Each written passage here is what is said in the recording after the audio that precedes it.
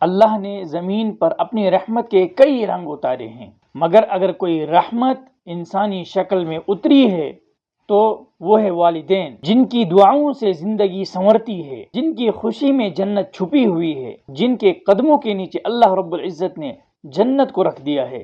اللہ تعالیٰ نے فرمایا وَقَضَى رَبُّكَ أَلَّا تَعْبُدُوا إِلَّا إِيَّاهُ وَبِالْوَالِدَيْنِ إِحْسَانًا، یعنی تمہارے رب نے یہ حکم دیا کہ تم صرف اسی کی عبادت کرو اور والدین کے ساتھ حسن سلوک کرو۔ سبحان اللہ، غور کیجئے، اللہ تعالیٰ نے اپنی عبادت کے ساتھ فوراً والدین کے ساتھ حسن سلوک کا حکم دیا، گویا اللہ کی رضامندی ان کی رضامندی میں ہے اور اللہ کی ناراضگی ان کی ناراضگی میں ہے۔ اللہ تعالیٰ نے قرآن مجید میں فرمایا وَوَصَّيْنَا الْإِنسَانَ بِوَالِدَيْهِ، ہم نے انسان کو حکم دیا کہ وہ اپنے والدین کے ساتھ بھلائی سے پیش آئے۔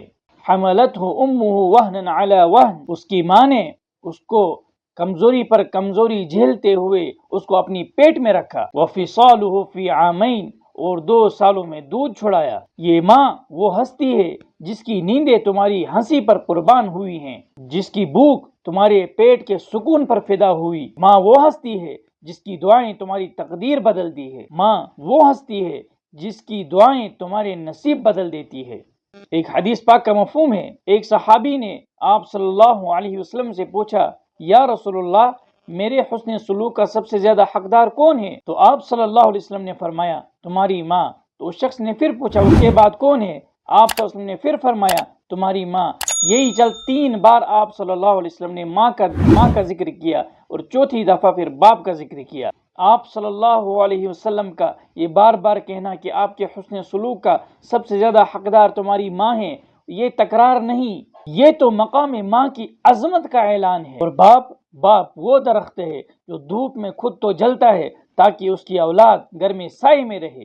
آپ صلی اللہ علیہ وسلم نے ارشاد فرمایا رضا الرب فی رضا الوالد وسخط الرب فی سخط الوالد، یعنی اللہ کی رضا والد کی رضا میں ہے اور اللہ کی ناراضگی والد کی ناراضگی میں ہے۔ ایک جگہ تو آپ صلی اللہ علیہ وسلم نے ارشاد فرمایا الوالد اوسط ابواب الجنہ، یعنی والد جنت کے دروازوں میں سے سب سے بہترین دروازہ ہے۔ فإن شئت فأضع ذلك الباب، تو اگر تو چاہے تو اس دروازے کو ضائع کر دے، او احفظه، یا اس دروازے کو محفوظ کر لے۔ یعنی اگر باپ کی خدمت سے غفلت برتی تو گویا آپ نے اپنے ہاتھوں سے جنت کا دروازہ بند کر دیا۔ قرآن تو والدین کے بارے میں کہتا ہے فَلَا تَقُلْ لَهُمَا أُفٍّ وَلَا تَنْهَرْهُمَا وَقُلْ لَهُمَا قَوْلًا كَرِيمًا، ان سے اف تک نہ کہنا، ان سے نہ جھڑکنا، یعنی ان سے صرف عزت و احترام سے بات کہنا۔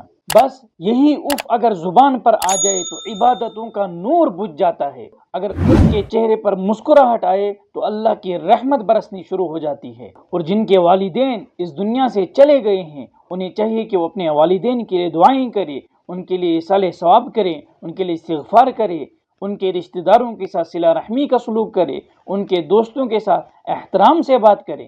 ماں باپ قبر میں ہو یا زمین پر ہو، نیکی کا تعلق کبھی ختم نہیں ہوتا، بلکہ دعا سے ان کو سکون ملتا ہے اور ہمارے دلوں کو نور عطا ہوتا ہے۔ میرے بھائی یہ یاد رکھو، ماں باپ کی موجودگی تمہاری زندگی کا سب سے بڑا سرمایہ ہے، ان کے سائے میں جنت ہے، ان کے چہروں پر رضا ہے، ان کے دلوں میں تمہارا مقدر چھپا ہے۔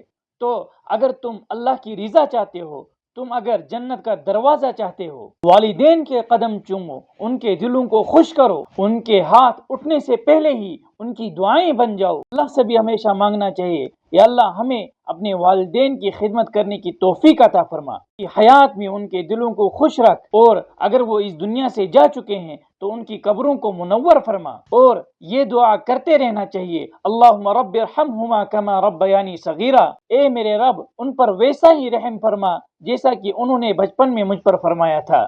اللہ تعالی ہم سب کے والدین کو ایمان، صحت، تندرستی، محبت کے ساتھ ان کا سایہ ہمارے سروں پر تا دیر قائم و دائم رکھے۔